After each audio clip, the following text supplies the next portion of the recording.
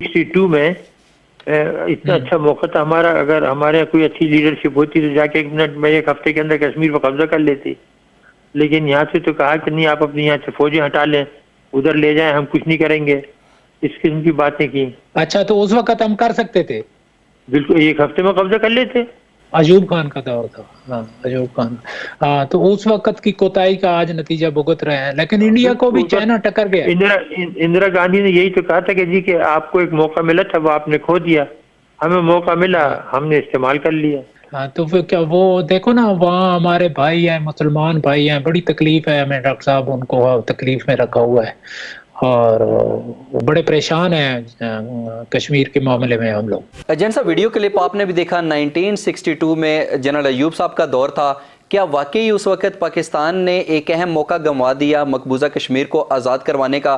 क्योंकि इंदिरा गांधी ने खुद भी इतराफ़ किया कि हमने एक आपको मौका दिया था लेकिन आपने उससे कोई फ़ायदा हासिल नहीं किया। इस पर आपका क्या रद्द अमल है? वाकई पाकिस्तान ने एक मौका गंवाया?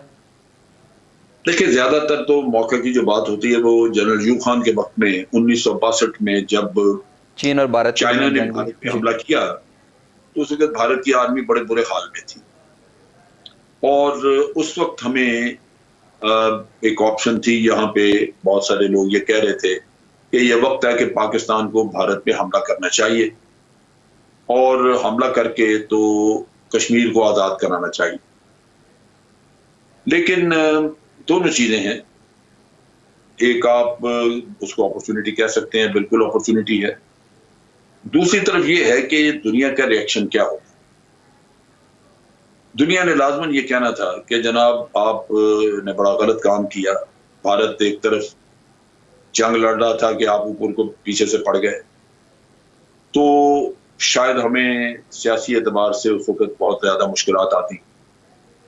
हम लोग अमेरिकन इन्फ्लुएंस में काम कर रहे थे और बावजूद इसके कि हम अमेरिका के इत्तेहादी थे, चाइना चूंकि अमेरिका की चाइना के साथ दुश्मनी थी या चाइना को रिकॉग्नाइज नहीं किया हुआ था और चाइनीज ने वियतनामियों की मदद करके अमेरिका को वियतनाम में बड़ा टफ टाइम दिया बाद में। तो इन हालात में अमेरिका जो है वो चाइना के खिलाफ था और वो कभी भी नहीं चाहता था कि चाइना के खिलाफ जब भारत लड़ रहा हो तो पाकिस्तान जा लड़े भारत के खिलाफ। सही। तो मेरा अपना अंदाजा है कि उस वक्त अमेरिका ने भी रोका होगा, क्योंकि हमारा मसला ये है कि एक छोटा मुल्क होने की वजह से हमें बहुत सारी चीजों में हम डिपेंडेंट है बाहर इकोनॉमी के मामले में और चीज, तो हम वो कदम उठा नहीं सकते। काफी जगह पे कॉम्प्रोमाइज भी करना पड़ता है, कॉम्प्रोमाइज करने पड़ जाते हैं। तो एक तो ये, दूसरा आपकी कौम का एक मिजाज है। सही। हमें ये भी बड़ा ज़हन में रखना चाहिए। देखें, बहुत सारी कौमें हैं जो खड़ी हो जाती हैं। अभी आप देखें कि नेपाल भारत के सामने खड़ा हो गया, हो सकता है पीछे एक छोटा सा चाइना हो या ना हो, लेकिन छोटा सा मुल्क है। इसी तरह आपने देखा कि ईरान वो अमेरिका के मुकाबले में बिल्कुल खड़ा है। बिल्कुल ठीक है, उनके पास तेल है, उनको जरिए आमदन कुछ ना कुछ मौजूद है कि वो मामला चले, हमसे उस लिहाज से वो बेहतर है। सही। लेकिन कौम के मिजाज का देखिए कि कितना फर्क है। यहाँ आपके यहाँ सूबाइयत है, पाकिस्तानियत नहीं है, लिसानियत है, ये मसले इश्यूज हैं। सही। और इससे बढ़ के जो एक और इशू है वो ये है कि एक, जैसे मैं कौम के मिजाज की बात कर रहा था, यहाँ 3 घंटे अगर बिजली नहीं होती गर्मियों में तो आप देखते हैं कि सड़कों पर टायर जलाना शुरू कर देते हैं। यही इस्लामाबाद में इस्लामाबाद हाईवे बंद कर दी जाती है। तो जो कौम 3-4 घंटे की या तो 3-4 दिन की बिजली और गर्मी की सख्ती नहीं बर्दाश्त कर सकती, उसका अगर कोई इंटरनेशनल कम्युनिटी बड़ा बाइकआउट कर दे और यहाँ पे मसाइल आ जाएं तो ये बर्दाश्त कर लेंगे? ये तो अपनी हुकूमत को खा जाएं। बिल्कुल सही। सही। तो कौम के मजाज को भी देख के करना पड़ता है, क्योंकि आप कह सकते हैं कि जनाब हम इंटरनेशनल कम्युनिटी को खातिर में नहीं लाते, हम अपने मफादात में जो करना चाहते हैं वो करेंगे और बड़ा ठीक था आप करते। अमेरिका क्या कहता है, कोई और कुछ क्या कहता है, आप बिल्कुल ना सुने और आप भारत पे 1962 पे हमला करते और भारत का मामला ठीक कर देते कि जनाब ये कश्मीर आपसे अलग कर दिए। लेकिन वही मसला आ जाता है कि इस कौम का उसके बाद जो हमें डिप्लोमेटिक प्रॉब्लम्स आती हैं, इंटरनेशनल कम्युनिटी की तरफ से जो मसाइल आते, क्या ये कौम बर्दाश्त करती? ये जरा एक क्वेश्चनेबल चीज है और वो आज भी है।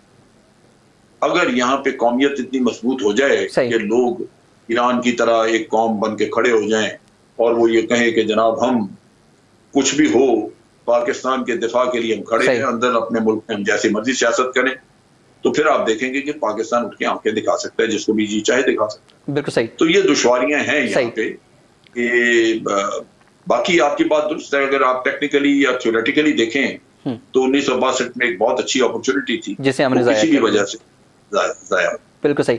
जैन साहब, इसके एक और पहलू भी है। भारतीय सीनियर साफी कुलदीप नैयर का एक बयान सामने आया जिसमें उन्होंने कहा कि 1962 में वो जो थे उसके साथ लाल बहादुर शास्त्री के साथ काम करते थे और उस वक्त लाल बहादुर शास्त्री ने मुझे ये बताया था कि अगर 1962 में पाकिस्तान जो है हमारे साथ आकर खड़ा हो जाता तो हम ये जंग जीत जाते, और उसके बाद अगर पाकिस्तान हमसे कश्मीर भी मांगता तो शायद हम ना कहना हमारे लिए मुश्किल हो जाता। इस पर आपका क्या रद्द अमल है? नहीं, ऐसा हो नहीं सकता था। देखिए, एक वक्त पे हमने भारत को मुश्तरका दिफा की दावत दी थी। हमारे किसी लीडर ने कहा था, और ये बड़ी कोता नजरी की बात थी कि जी हम मुश्तरका दिफा कर रहे हैं जी। दुश्मनी आपकी भारत के साथ है। भारत आपको पाकिस्तान को जिंदानी देखना चाहता है, पाकिस्तान को दफा करना चाहता है, और भारत ने बाद में किया भी। 1971 में 2 टुकड़े किए, और भारत कश्मीर भी दबा के बैठा हुआ है। मुसलमानों के साथ भी भारत ने मसले खड़े किए। तो इन हालात में मुश्तरका दिफा किसके खिलाफ आपने करना? सो ये एक इंतहाई लख्त किस्म की उस वक्त किसी लीडर ने ये सजेशन दी, सही, तो काबिल अमल नहीं थी, काबिल कबूल नहीं मानी, लेकिन वो पब्लिक में काबिल कबूल नहीं थी। सही। फिर मेरा ख्याल है ज़िया-उल-हक साहब का दौर था या कोई और, मुझे एग्जैक्ट याद नहीं। तो ये भी कहा गया कि भारत के साथ नो वॉर पैक्ट कर लेते हैं। भारत को कहा कि हम नो वॉर पैक्ट कर लेते हैं जी। अच्छा, उस हद तक वो शायद आप कह लीजिए कि नो वॉर पैक्ट करने का मतलब ये है कि दोनों मुल्क जंग नहीं करेंगे, लेकिन जो मसाइल हैं वो बातचीत के जरिए हल करेंगे जी। चलिए, ये भी हो जाता। लेकिन जब आपको अंदाजा हो कि भी भारत तो बातचीत के जरिए मसला हल करता ही नहीं, बातचीत ही नहीं करता, तो फिर तो कोई ऑप्शन ही नहीं है इस तरह की। तो फिर तो नो वॉर जो है तो ऑप्शन नहीं हो सकता किसी हो गया, तो आपको जंग लड़के ही फिर अपना को मकसद हासिल करना पड़ता, तो वो पैक्ट भी बेकार हो जाता है। सो इस वजह से मेरा ख्याल है कि हमें जब हम बात करते हैं कि out of the box solution को निकालें, तो उसमें भी अकल दरकार होती है कि आप हालात को देख के फिर कोई बात करें।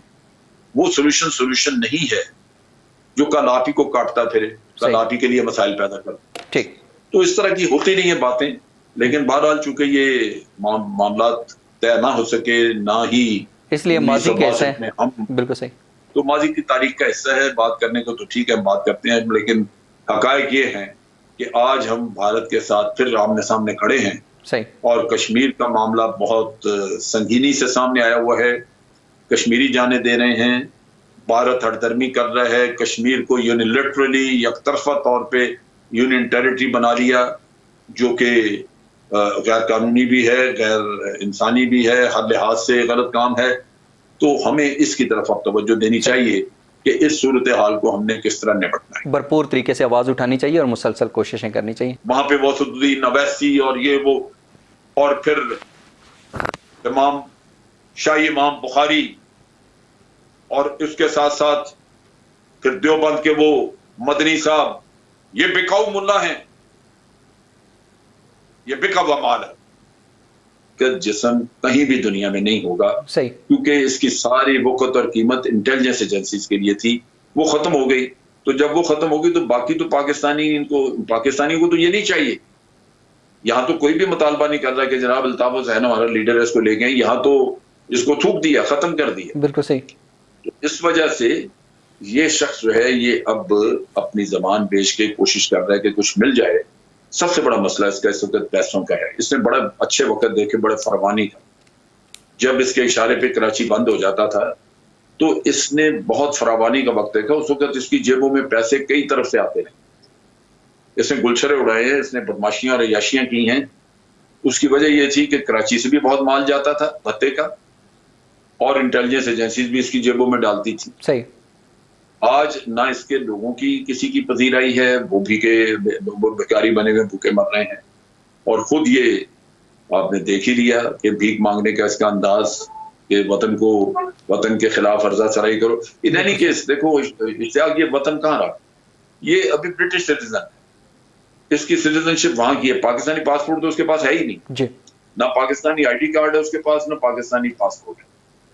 ये हर्जा सराई अगर वो मेजर गोराइया या क्या नाम, गोरेवारिया, वो गोरेवारिया अगर खुद कर लेता तब भी एक ही बात थी। अच्छा, या अगर उसने इसको लिख के पकड़ा दी बात कि ये तुम बोलो बकवास करो, तो वो भी एक ही बात है। अच्छा जने साहब, वैसे सॉरी टू कट यू, गोराबारिया की एक सेकंड, गोराबारिया की तरह ये भी पाकिस्तानी नहीं है।